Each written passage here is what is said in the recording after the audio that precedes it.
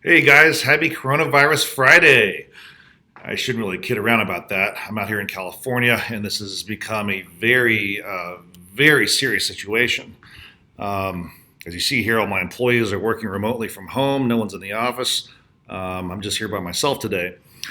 And it's a very uncertain time. A lot of people don't know what's going to happen. A lot of people, I think, are, quite frankly, really afraid and going into panic mode. And some people are just sitting at home depressed and sulking all day. And none of those things are going to lead to any sort of success, as we know, or happiness or peace of mind or anything. So I thought I would leave you guys a message today that really talked about what we're doing here at Lionsmark Capital to keep our sanity and also to have the right perspective in terms of how to deal with this very uncertain time. Certainty, right? This is what we all want. This is what we all think we want. And in times of uncertainty, we get very unsettled. We're way outside our comfort zone, and we really don't know how to handle this really unprecedented time that we're dealing with this whole virus situation. But the thing to understand is what really drives us and what got you to come up with this crazy idea to get in the insurance business and start your own firm and blaze your own trail and be an entrepreneur. There's something within you that really craves uncertainty. Now, as ironic as that sounds, we all crave certainty, but we also crave uncertainty, and it's all is happening at the same time, which is why we oftentimes get so confused and we have so much inner turmoil. We crave certainty in we crave financial certainty, obviously. We crave certainty when it comes to our health or when it comes to our relationships, our marriages, our relationships with our kids. We crave certainty that when it comes to our loved ones, that they're going to be okay. But at the same time, we also crave uncertainty. And what I mean by that is I'll change the word uncertainty to adventure. You crave adventure. That's why you got in this crazy business in the first place. That's why we're willing to put it all on the line and leave a steady paycheck and go straight commission and really try to build something greater than average for yourself, right? That's why you got into this business in the first place. So these uncertain times, these are the times that you can really thrive because you were wired to deal with these types of circumstances. I'll give you an example of why I think you would be bored out of your mind if you had ultimate certainty all the time. I'm a surfer. I grew up surfing and I lived in Hawaii for a little bit. I surfed on the North Shore. And part of the thrill of surfing is that we're always, as surfers, we're always chasing the perfect wave, right? It's this thing that we dream about. And the perfect wave doesn't really exist. Well, actually now it does exist because Kelly Slater, one of the greatest surfers of all time, has developed this technology and has built a wave pool that creates an artificial perfect wave. Now, as much as I love that concept and I love the forward thinking that Kelly Slater has had, and as much as I think I want to just ride the perfect wave every single time, if every wave I ever caught and rode was perfect, it would only be a matter of time before I became completely bored out of my mind.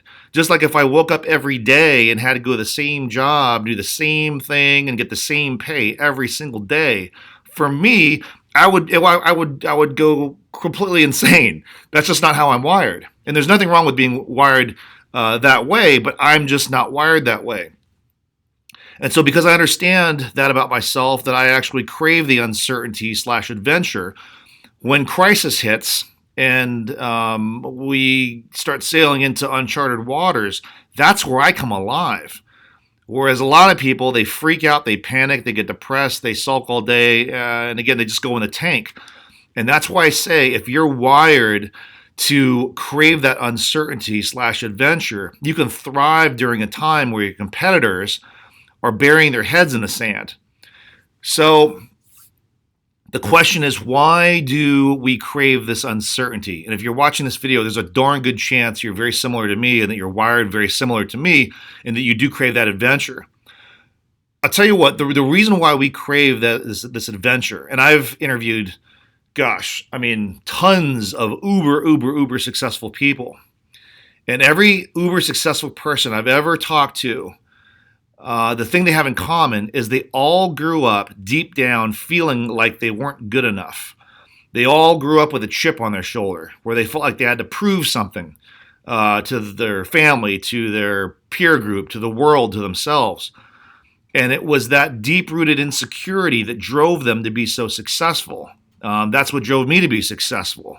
I always wanted to prove to all my doubters and all my haters that they were wrong and I was right. And so when we go through this time of uncertainty with what the markets are doing and what our industry is doing and what our government is doing and what our country is doing, it's a natural feeling to have that fear of the unknown. Why do we have that fear, and why is that so strong? It's because it taps back into that deep-seated insecurity that we all have, that somehow we're not good enough.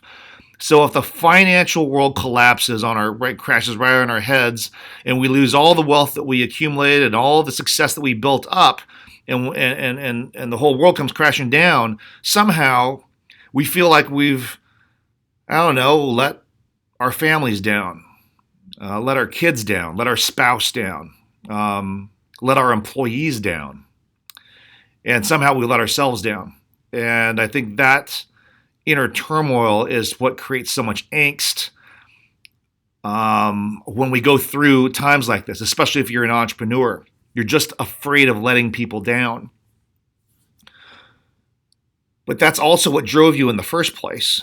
That uncomfortable feeling of not being certain when your next paycheck was coming, not being certain when you're going to land your next client, not being certain when you signed that big fat lease on your office space or took out that business loan and went into debt.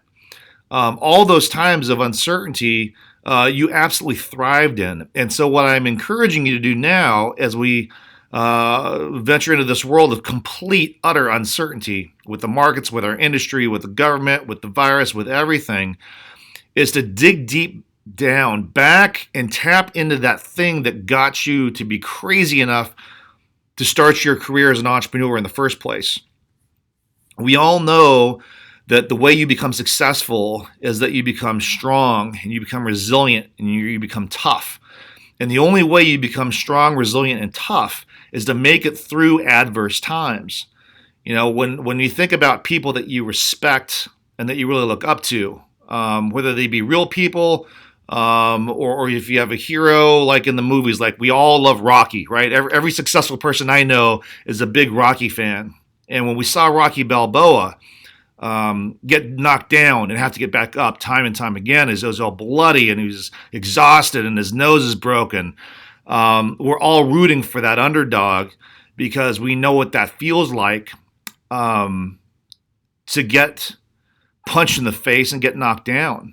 We all know what that feels like. And right now, a lot of us are getting punched in the face, right? Our investment portfolios have tanked substantially, and maybe our clients, same thing. And we're worried about whether our clients are going to be able to pay for their insurance premiums or whatever that business is that you're in. That uncertainty is very, very troublesome. But this is how you get strong, and this is how we get courageous. You don't just manifest courage. You build courage by going through very adverse times and very challenging times. That's how you build that fantastic skill of courage. Same thing with resiliency. You have to go through stressful times and tough times to become resilient. You have to go through pain to get strong. And so if you're going through pain right now, just shift your perspective from being, oh, woe is me, oh, I can't believe this is happening to me, oh, this sucks so bad. No. Change your perspective to say, this is how I build my strength. Because right now, my guess is if you're watching this video, you're a leader. And when you're a leader, you have people watching how you respond to these adverse times. Your employees are looking to see how you react to this very adverse circumstance. Your family is looking to you for leadership, and especially your kids. And quite frankly, your wife too. If you're a man, your wife is looking to see how you handle this adversity. And if you panic and you go in the tank and you give up and you sulk all day, they are going to panic. They are going to go into the tank and they are going to sulk all day. But if you search for the opportunities that are embedded in the midst of crisis, you can be the beacon of hope for your family and your employees and everyone around you. And you've already done it. I mean, that's the crazy thing. Sometimes we get so worried that, oh my God, we're going to lose it all. Well, I don't think you're going to lose it all, but if you lost it all, then you would just rebuild it, and you can rebuild it because you already built it at least once. A lot of us have got kicked below the belt several times and had to rebuild time and time again. So this challenging time that we're in right now is no different. Well, it's different, but it's not different because you've been through hardship before. You've been through challenging times before, and you're going to make it through this. And if you dig deep back and get in touch with that thing that drove you in the first place in your first year of business, when you're dead broke and you're eating top ramen for dinner because that's all you could afford, you're in massive debt and you're living off credit card advances. Remember those times?